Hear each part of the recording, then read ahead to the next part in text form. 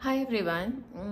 This video will have two parts, and the first part I would like to explain a little bit more about the kind of trauma the child can go through before birth and also during the process of birth. And then I also want to do a small process. Right now we are not tapping into the trauma. I want you to be able to watch the previous videos a couple of times, and also understand that this work that we are doing, called the inner child work, is really not about blaming anyone. It is not about adding to our victimhood and trying to say that whatever has happened in my life is a result of what I went through as a child. We need to understand and remember at all time, whenever we are doing a metaphysical therapy, that this soul plan, with all the good and bad and also the ugly part of it, is a result of the choice we made at the time of planning our soul plan. And the reason that we have chosen any form of difficulty, adversity, let's say even if we have gone through some kind of trauma, we have chosen a set environment in which we want to be. Let's say I am originally an Iranian and I am in India, in another country, and every time you migrate to a new location, there's always, teething problem, the cultural differences, societal norms and conditions, what is normal or what is acceptable as a part of that culture may not be acceptable in yours. So it can be anything that we have chosen from the people, environment, experiences. We must understand, and this is the basis of every healing and therapy. Unless you come to the realization that you are the one at a soul level who chose this, and then you allowed your choices to become a pattern, and you wanted to experience those, but you are also the one who can change them, nothing is going to happen. So the fundamentals of any kind of healing or therapy work, where you genuinely want to change and transform yourself, your life, your environment, is number one, acknowledging, then accepting, and then the willingness to want to change it, no matter what, no matter how.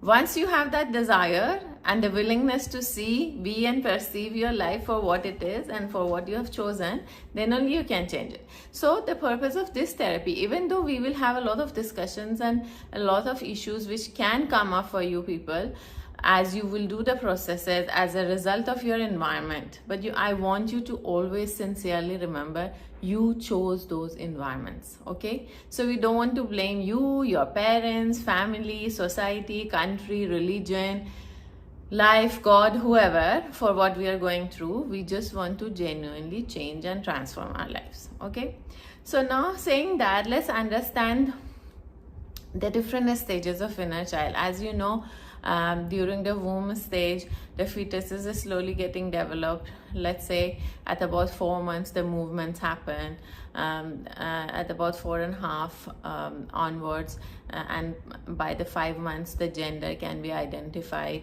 and then the hearing also starts developing. In 4 months the child will start having a sense of light and taste even in the womb, though it's a dark, damp place, but there is a sense of light. So so I'm explaining this because once we do a couple of womb processes, you may logically think, but I am in the womb, how am I sensing that this is day or this is night? This is because intuitively and subconsciously these faculties are getting developed in the womb. And then the hearing also starts around the same time, but it gets completed by the 6th month. And during this period, especially if the child has heard loud voices, or especially if the mother has been short-tempered or the father has been short-fused, and there has been quarreling, fighting, arguments which have been kind of ugly and too loud for the child, it can cause the child to develop a sense of fear from loud voices. And it can also sometimes really affect the speech of the child, or the child's inability to receive information or to perceive the information after hearing or after listening to someone for what it is. They may have their fears associated of the womb time to anything that has been told to them loudly, right? So it is important we understand these stages. Now, one of the most important parts of a child's development and a sense of self-worth also can be affected during the birth, at the time of birth. So what happens is, at the time of birth, usually the child obviously gets to know about the pain of the mother, or all the fears and apprehensions of the mother, and a lot of times the child feels that I am responsible to put through my mom through so much of suffering, and I'm responsible for this pain, or my coming to the world is causing so much anxiety and fear and apprehension in the family. In cases of children who are rejected, who are not wanted, let's say children which are born out of wedlock, and eventually they are put out for adoption, or just left on their own. In case of sometimes girl child, in certain societies where the girl child is not very celebrated and they feel rejected, so all of this gets amplified and significantly can affect the child's developmental stage, and later on the teenage and then adult self from the time of birth. Now let's understand something. Birth usually is a trauma to the child. One, the child is coming from now a place or a space, even though tight, but comfortable. It is warm, dark, protected, closed environment, knows it is my mother. By now it knows that I have chosen this mother and this is my heaven, or safe haven or abode. And now suddenly, with the very painful, difficult, often a lot of fears and loud voices, and sometimes we have too many people in the operation theater, and the nurse is saying something, let's say the doctor is asking for instruments and things like that, and there too much of now noise and apprehension, and everything has to happen in time, fast. So all of that can actually be a trauma, and is actually a trauma. So that is why it is very important that the during pregnancy period, the mother really takes care of herself, and also is mentally prepared for the time, prepares the child by talking to the child, by wanting to welcome the child, by telling that it's going to be safe, I'm going to be through so much of pain, but that's okay, this is the natural process, you are not the cause of it, and all of that, basically talking to the child while the mother puts their hand on their tummy, and all of that has been done. But of course no one has trained us about this, so it's not the mother's fault. No one told them, they didn't know. This is the first child most of the times which has maximum fear and doubt and confusion. So all of that is that happens, and then now this child is coming from this place, by now is used to his comfort zone, which is the womb, is coming to a very tight, difficult tunnel, and kind of is being pulled out of the mother's body. And then immediately, nowadays it is better, but before, and even in a very old time also, they used to allow the child to rest on the mother's chest, and after a couple of hours they would cut the cord. But now everything is happening very fast, right? The moment the child is out, the cord is cut, and the child is put on a let's say stainless steel kind of a place which is cold, in a room with a lot of light. The operation theater has a lot of light, right? Because the doctor has to do whatever he or she has to do. So all of that causes a lot of trauma, and also there is a separation. The child is not immediately usually given to the parents. And then another thing that really can cause the child to feel this world is upside down is when they try to hold the child upside down, and they pat the child and slap the child on the buttocks and want the child to cry, and remove the any water from the lungs. So all of these are harsh for a baby who is just stepping into the world, for a soul who is coming from a very safe, very smooth, very light, very beautiful, everything happening beautifully with a lot of love of the universe, to a place that everyone is in a rush, and they just want to get over with things, and they are not even concerned how fragile the body is. I'm not saying they're not careful, but they also have to do what they have to do.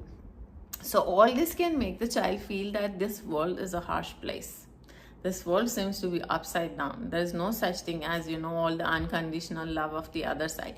I need to save and protect myself. So if that happens to a child during the birth, all these can be the traumas of the birth. Now, someone had asked me about what happens when it's a breech child. So when there is a breech child, usually it is showing that the child suddenly realizes that, oh my god, the soul plan I have chosen is not really what I am supposed to do, and is trying to turn around and escape the womb.